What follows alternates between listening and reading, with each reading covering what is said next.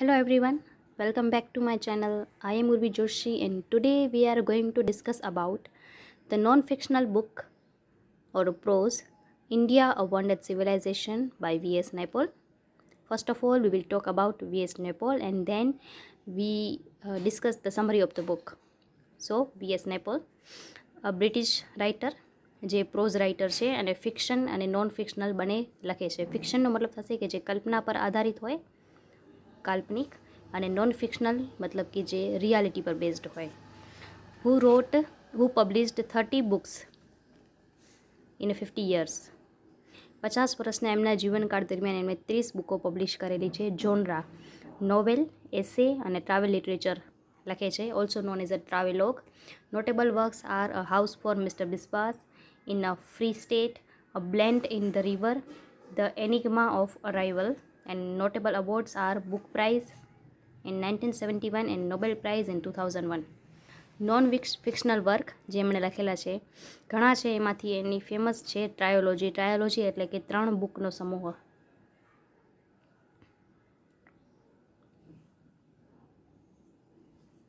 N area of darkness 1964, જ્યારે એ first વખત ઇન્ડિયાની વિઝિટ લે છે 1964માં, ત્યારે એમણે આ ફર્સ્ટ બુક લખેલી.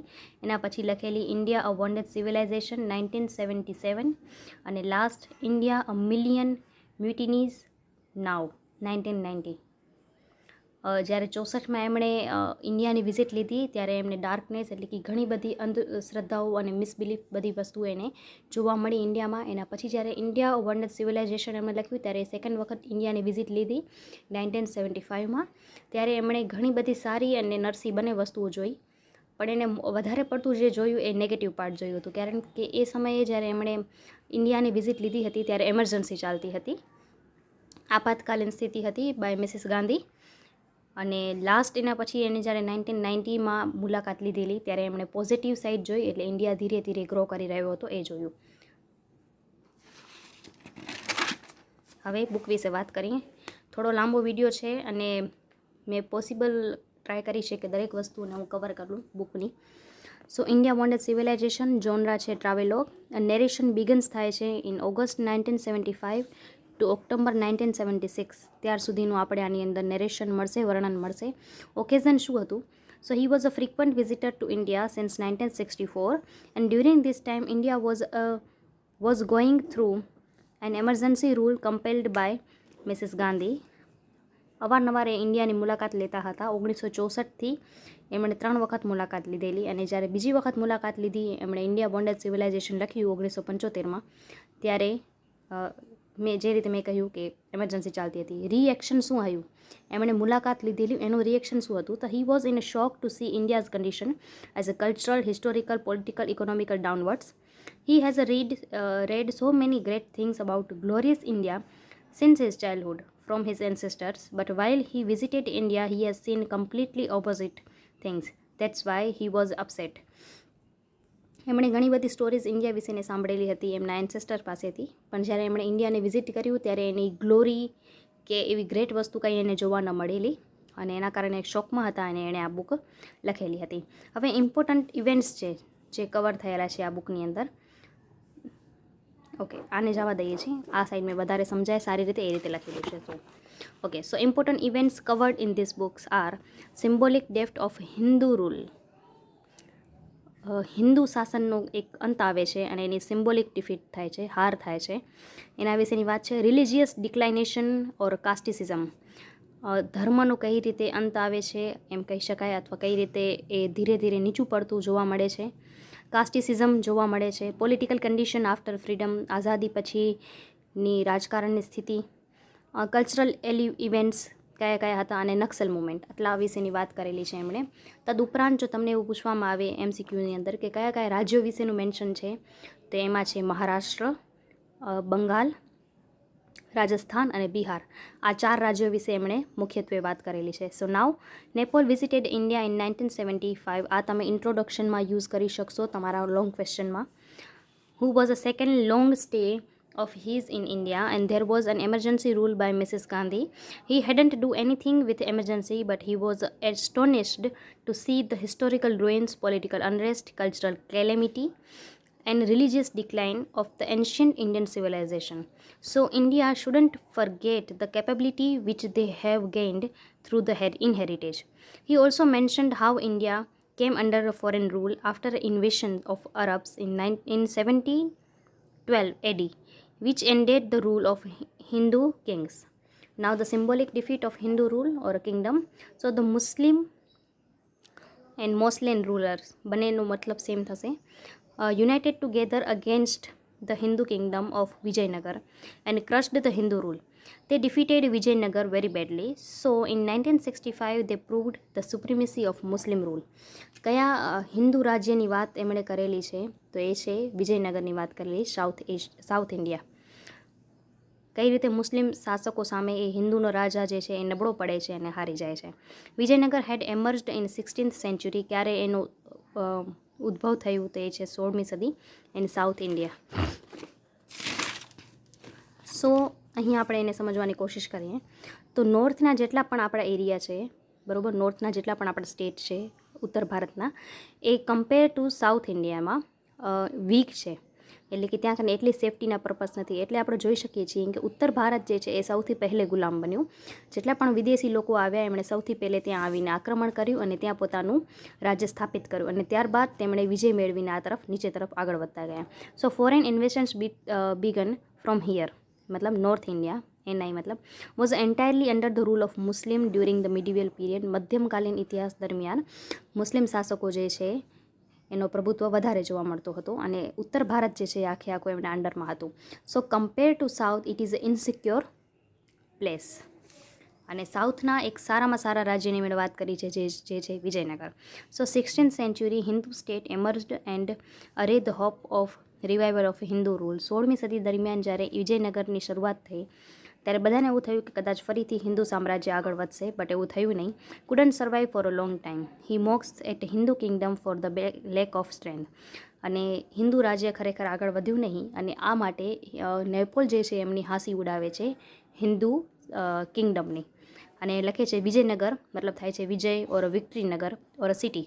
સો was established in the 14th century. અને શરૂઆત થઈ હતી 14th સેન્ચુરીમાં.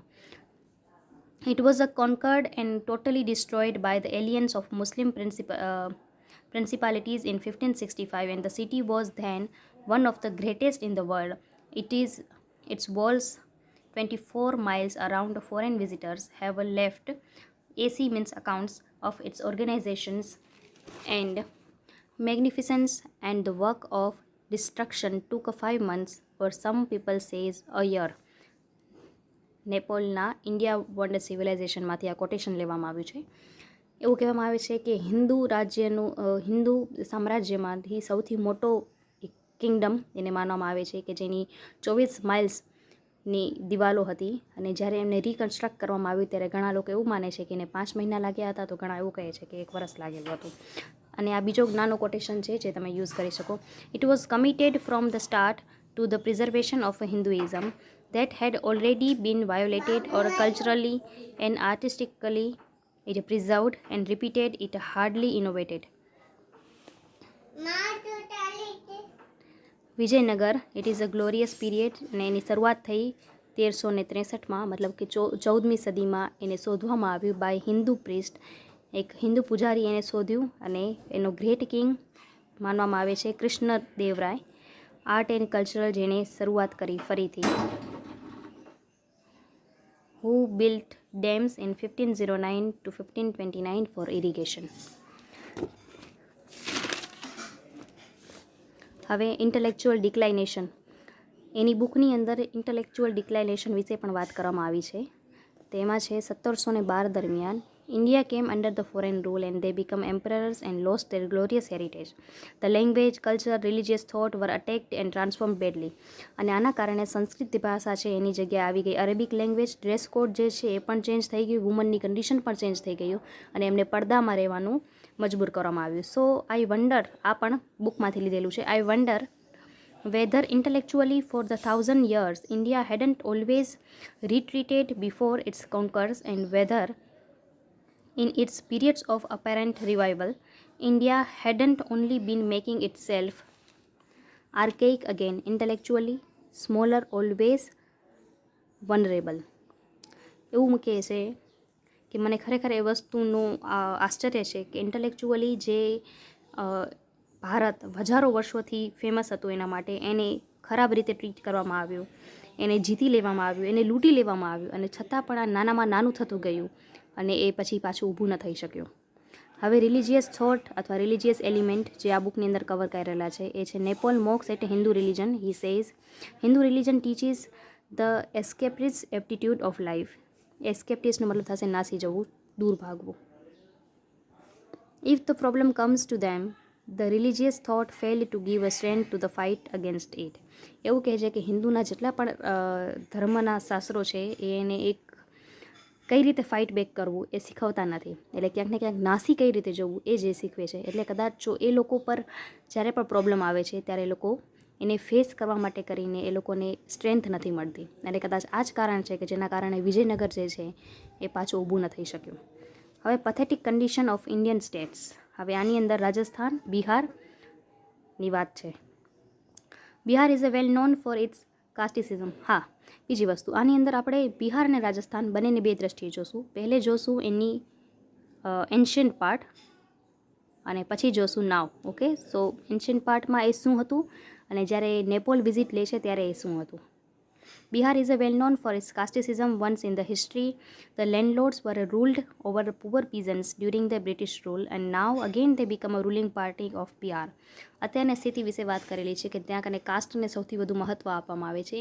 જેટલા પણ લેન્ડલોર્ડ્સ છે જેના પાસે પોતાની જમીન છે એ બીજા લોકોને જે ગરીબ છે એને શોષણ કરે છે, અને આ જ વ્યક્તિઓ, આ વસ્તુ ઇતિહાસમાં જોવા મળતી હતી કે જેટલા લેન્ડલોર્ડ્સ હતા, માલિક હતા, એ લોકો એના મજૂરોનું શોષણ કરતા હતા. અને હવે આ જ વ્યક્તિઓ જે છે એ રૂલિંગ પાર્ટી બનીને આવ્યા છે. તો એક વખત ફરીથી એ લોકોને, જે નાના વર્ગના લોકો છે, એને સહન કરવાનું આવ્યું છે.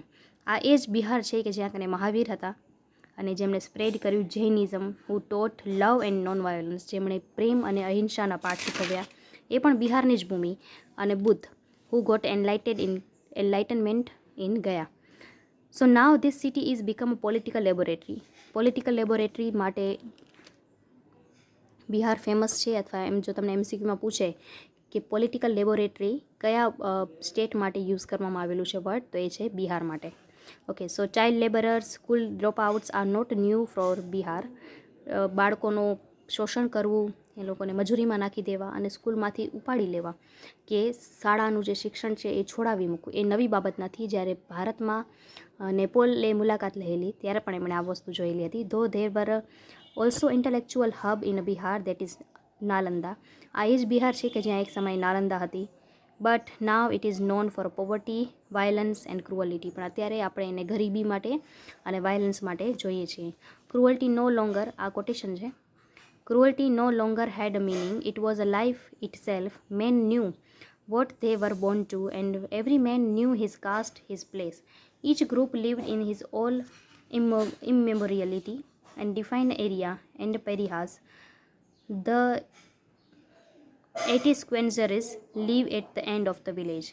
એટલે કહે છે કે દરેક વ્યક્તિ જે છે એને ખબર જ છે કે એના જીવનમાં એનું કાર્ય શું છે, એ કયા કાસ્ટમાં જન્મેલું છે, અને જેટલા પણ નીચી જાતિના લોકો છે એને ગામના છેવાડે જીવવાનું છે. આ એ લોકો બહુ સારી રીતે જાણે છે, એટલે વારંવાર એને એ વસ્તુ યાદ દેવડાવવાનો કંઈ મતલબ નથી. હવે બિહારી લોકો સાથે શું થાય છે? બિહારના લોકો છે જેને આપણે બિહારી તરીકે ઓળખીએ છીએ, એ લોકોને એની જગ્યામાં કામ નથી મળતું, શોષણ થાય છે, એટલે એ લોકો એક જગ્યાથી બીજી જગ્યાએ ચાલી જાય છે. એટલે એ લોકો મહારાષ્ટ્ર, ગુજરાત કે પંજાબનો સહારો લે છે. ત્યાં પણ એમને બહુ સારી રીતે કાર્ય નથી મળતું, એટલે કારણ કે એમની ઇમેજ ખરાબ છે, અને એટલે એ લોકોને અહીં પણ થોડું ઘણું સહન કરવું પડે છે. આવું નેપોલે એની બુકમાં લખેલું છે. સો Bihar, people known as Bihari, they migrated from Bihar to other states like Maharashtra, Gujarat or Punjab, and they were also ill-treated by the other state citizens because of their bad image. Such a moment, again quotation છે, such a moment came to me this time in North Bihar. આવા moment ખરેખર north બિહારમાં મેં જોયેલા છે. Bihar for centuries in a cultural heartland of India, now without intellect or leaders. In the south, a land of drought and famine, flood. In the north, green, well-watered land of jute and peddly fish ponds. કહે છે કે એવું એક જગ્યા કે જ્યાં કને એટલું બધું કલ્ચર હતું, સંસ્કૃતિ જ્યાં જીવતી રહેતી હતી અને સંસ્કૃતિનું જે હૃદય માનવામાં આવતું હતું એ જગ્યાએ અત્યારે લીડર્સ જે છે એમના સાથે મિસબિહેવ કરે છે, એટલે એક શોષણની જગ્યા બની ગઈ છે first of all. And the second કે જ્યાં કને કાં પૂર આવે છે કાં પછી સૂક પડી જાય છે, મતલબ કે કાં અતિવૃષ્ટિ થાય છે કાં અનાવૃષ્ટિ થાય છે અને આ લોકો એનો ભોગ બને છે. હવે જે બીજી વસ્તુની વાત કરી છે એમણે બિહાર પછી એ છે Rajasthan, the western state of India, and which is well known four Rajput Kings or princess, જેને આપણે મહેલોનો રાજ્ય ગણીએ છીએ એની વાત છે. હવે તે લીવડ સેલ્ફ સ્ટાઇલ્ડ રૂલર્સ, આ વાત છે રાજાઓ માટેની. There was a communication gap between the administration and local people. Rajput king જે છે એ લોકો પોતાની રીતે એમની જિંદગી જીવે છે અને એટલે આપણે જોઈએ છીએ કે કમ્યુનિકેશન ગેપ છે રાજા અને પ્રજા વચ્ચે. વિલેજર્સ જે છે એની એક્સપેક્ટેશન છે કે તે ગેવ ઇમ્પોર્ટન્સ ટુ ધેમ, કે રાજાઓ અમને મહત્ત્વ આપે. હવે રાજાઓની એક્સપેક્ટેશન છે કે જે પ્રજા છે એ સમય સાથે આગળ વધે અને પોતાની જે જૂની રીતભાત છે એને ભૂલી જાય. તે changed there mind set with the tide of time. આ એક્સપેક્ટેશન્સ છે રૂલરના. હવે રૂલર્સની કમ્પ્લેન શું છે? તો એ કમ્પ્લેન છે એમની કે constantly that disturbance made by them during the official work. ઓફિસના કામ દરમિયાન પણ એમ લોકોનો ડિસ્ટર્બન્સ ચાલુ રહે છે. એવા નાના નાના ઇશ્યુઝ લઈને આવે છે જે ઇશ્યુઝને લોકો પોતે પણ સોલ્વ કરી શકે. આ રાજસ્થાન જે ફેમસ છે એના આર્ટ અને કલ્ચર માટે અને ઓલ્સો નોન એઝ અ ક્રિએટિવિટી, અને આર્ટ સિટી જેની વાત આ બુકમાં કરવામાં આવી છે એ જગ્યાનું નામ છે બુંદી એન્ડ કોટા. આ પણ એમસીક્યુમાં આવી શકે. અને કોમન પીપલ જે છે they live their life in a difficult lifestyle. અને ઇન્ડિયન બાબુસ જે છે ત્યાંના લોકો કે જેના પાસે પોતાની ઓલરેડી સરકારી જોબ છે, they are worried four there on promotions. એટલે દરેક લોકો પોતપોતાનું કરે છે, કોઈ પણ પ્રજાનું વિચારતું નથી. આવું કંઈક નેપોલે એ સમય દરમિયાન જોયેલું છે. હવે પ્રિન્સ અને કિંગના પોઈન્ટ ઓફ વ્યૂ શું છે? એ લોકો એવું કહે છે કે અમે લોકો ઇમોશનલી આ પ્રજાની સેવા કરીએ છીએ, પણ અમે લોકો ઘણી વખત આ લોકોના જ કોઈ એક વ્યક્તિઓ દ્વારા અમે મારી જઈએ છીએ, તો કદાચ અમારા સાથે પણ બરોબર નથી થતું. આવું પણ એક પોઈન્ટ ઓફ વ્યૂ પ્રિન્સનું એમણે રાખેલું છે. નાવ ધ પોલિટિકલ ટર્મોઇલ, તો એમરજન્સી હતી એટલે એ સમયનું પોઈન્ટ ઓફ વ્યૂ જોઈ લઈએ. Oppositions leader were behind the bars, જેટલા પણ વિરુદ્ધ દળના લોકો હતા એ લોકો જેલમાં હતા. તે were worried about their own selfish reason, તે લોકો પોતાના રીઝન માટે વરીડ હતા. They want to do rebel but without any issues, એ લોકો રિબેલ કરવા માંગતા હતા પણ કંઈ ઇશ્યુઝ નહોતા. તે were made political party but for own self, તે લોકો પોતાની પોલિટિકલ પાર્ટી બનાવવા માંગતા હતા પણ પોતાના માટે જ. That's why, as he said, India of 1975 was not the India of 1913 of a salt march and Dandi moment. આખો ઘણો કોટેશન મોટો છે પણ મેં શોર્ટ કર્યું છે કારણ કે આટલું તમે લખશો તો પણ ચાલશે. એવું કહે છે કે 1975નું જે ભારત છે એ પહેલાંવાળું ભારત નહોતું જે 1930 દરમિયાન હતું, જે દાંડી માર્ચ દરમિયાન હતું અને જે મીઠાનો સત્યાગ્રહ થયું ત્યારે હતું. આ ભારત જે છે એ ઘણો બદલી ગયો છે કારણ કે આની અંદર સેલ્ફિશ મોમેન્ટ ઘણા બધા આવી ગયા છે. હવે મહારાષ્ટ્રની વાત કરી છે એણે. અહીંયા પણ મહારાષ્ટ્રનો ડ્યુઅલ સ્ટાન્ડર્ડ આપણને બતાવવાની એમણે કોશિશ કરી છે. It was a felt a situation of unrest, તો મહારાષ્ટ્રની અંદર પણ સિચ્યુએશન જે છે એ અનરેસ્ટ હતી. શિવસેનાની વાત કરે છે, who wanted to bring the lost pride of Shivaji. Shiv Sena કે જે એવો પ્રયાસ કરી રહી હતી કે જે મહારાષ્ટ્રનું ગર્વ કે પ્રાઇડ શિવાજીના સમય દરમિયાન હતું, આપણે એ જ પ્રાઇડને પાછું મેળવીએ. અને એના માટે એક કાર્ટુનિસ્ટ જે વ્યક્તિ છે એણે આખી શિવસેનાની સ્થાપના કરી. પીપલ જે છે એ લોકોએ આને બહુ સપોર્ટ કર્યું. તે સપોર્ટેડ ધીસ પાર્ટી. હવે આગળ જતાં શું થાય છે? So 80% of job shall be held by Maharashtrian and the government feels that anyone who has lived in Bombay or Maharashtra for 15 years ought to be Maharashtrian. But Sena says no. A Maharashtrian is only that who born of Maharashtrian parents. Okay, સમજાણું? હા, 80% of job જે છે government job એ મહારાષ્ટ્રીયનને મળવું જોઈએ, આવું સેના કહે છે. ઓકે, તો હવે ગવર્મેન્ટે શું કહ્યું કે જે વ્યક્તિઓ 15 વર્ષ કે તેથી ઉપર મુંબઈમાં કે મહારાષ્ટ્રમાં જો નિવાસ કરતી હોય 15 વર્ષ કે તેથી ઉપરથી, તો આપણે તેને મહારાષ્ટ્રીયન ગણી શકીએ અને 80% જે રિઝર્વેશન છે જોબનું એમાં એનો સમાવેશ કરી શકીએ. પણ શિવસેના એવું કહે છે કે ના, જે લોકો મહારાષ્ટ્રીયન પેરેન્ટ્સ દ્વારા જન્મ મેળવેલો છે એ લોકો જ મહારાષ્ટ્રીયન છે. ઓકે, સો અહીં શું ડ્યુઅલ સ્ટાન્ડર્ડ બતાવ્યું છે કે પીપલ જે છે એ લોકોએ શિવસેનાને સપોર્ટ કર્યું પણ એ જે પીપલ જે છે એ લોકોને એના બદલામાં એટલી અપેક્ષા ન મળી, ઉપેક્ષાનો એમને સામનો કરવો પડ્યો. Now the last point it's Naxal moment, નક્સલવાદ which is a spread in Bengal. How, કઈ રીતે આની શરૂઆત થઈ? It started against landlords. જેટલા પણ જમીનના માલિકો હતા એની અગેન્સ્ટ આ મુવમેન્ટ સ્ટાર્ટ થયું. Why the unequal land distribution among the people led by this movement. જે લોકોએ આનો મુવમેન્ટ કરેલું છે અથવા જે લોકોએ આનો વિરોધ કર્યો છે એની સાથે નાઇન્સાફી થઈ છે. કોના દ્વારા? જે લોકો પાસે જમીન હતી એ જ જમીનનો યોગ્ય રીતે એ લોકોએ ડિસ્ટ્રીબ્યુશન નથી કરેલું અને આ માટે જે લોકો સાથે અન્યાય થયો છે એ લોકોએ નક્સલ મુવમેન્ટનો સહારો લીધેલો છે. એના રિઝલ્ટમાં શું આવ્યું આ મુવમેન્ટના? Movement become a violent and it claim the life of several innocent people. જેના પરિણામે હજારો લોકો જે છે એ લોકોએ નિર્દોષ લોકોએ પોતાના જીવન ગુમાવ્યા છે. Now Naxalism was an intellectual tragedy. Intellectual tragedy છે, a tragedy of idealism, ignorance, mimicry of middle class India. કારણ કે જે મિડલ ક્લાસનું ભારત હતું એની સાથે નાઇન્સાફી થઈ અને પછી નક્સલ મુવમેન્ટ એક્ઝિસ્ટ કર્યું. આથી નેપોલ જે છે એ શું બિલીવ કરે છે? Naipaul believes that India has so much to learn and accept. એવું માને છે કે અત્યારે જે ભારત જે પણ પ્રોબ્લેમમાં છે એ કોઈ ફોરેન સત્તાના કારણે નથી, કારણ કે આઝાદી મેળવી લીધી છે. અત્યારે એને પ્રોબ્લેમ જે છે એ પોતાના લોકોથી જ છે, પોતાની બિલીફથી છે. એટલે ઘણી બધી વસ્તુ છે જે એને શીખવાની જરૂર છે અને એક્સેપ્ટ કરવાની જરૂર છે. શી હેઝ, અહીંયા મેં શી યુઝ કર્યું છે કારણ કે ભારતને આપણે માતા કહીએ છીએ એટલે ઘણી જગ્યાએ આપણે એને શી યુઝ કરશું. Okay, so she has borrowed several things from the foreign institutions but failed to accept that in her own nation. ઘણી બધી વસ્તુઓ આપણે બીજા દેશ પાસેથી લઈ લીધેલી છે, શીખી લીધી છે, પણ એને અપનાવી નથી. કઈ વસ્તુઓ છે કે જે આપણે ક્યાંથી લીધેલી છે? સો આપણે પ્રેસ પ્રિન્ટ મીડિયા વેસ્ટમાંથી લીધેલી. રિટન કોન્સ્ટિટ્યુશન, લખેલું આપણું સંવિધાન, ઓકે, એ લીધેલું છે યુએસએ, યુકે અને ફ્રાન્સમાંથી. જ્યુડિશિયલ સિસ્ટમ, ન્યાય વ્યવસ્થા, એ આપણે વેસ્ટ કન્ટ્રીઝ પાસેથી લીધેલી છે, પણ આને માત્ર આપણે લીધી છે, એને આપણે અપનાવી નથી, એને શીખી પણ નથી. સો ઇન્ડિયા બીકમ ફ્રી ફ્રોમ ઇન્વેશન. ઇન્વેશન મતલબ થશે ગુલામી અથવા ફોરેન સત્તા. ઓકે, ફોરેન સત્તા જેટલા લોકો હતા એમાંથી આપણે આઝાદી મેળવી. But she has to learn or live by her own thought. પણ એને પોતાના વિચારોથી આગળ વધવાની જરૂર છે. આ કોટેશન બહુ મહત્ત્વનું છે. As he said on a Gandhi.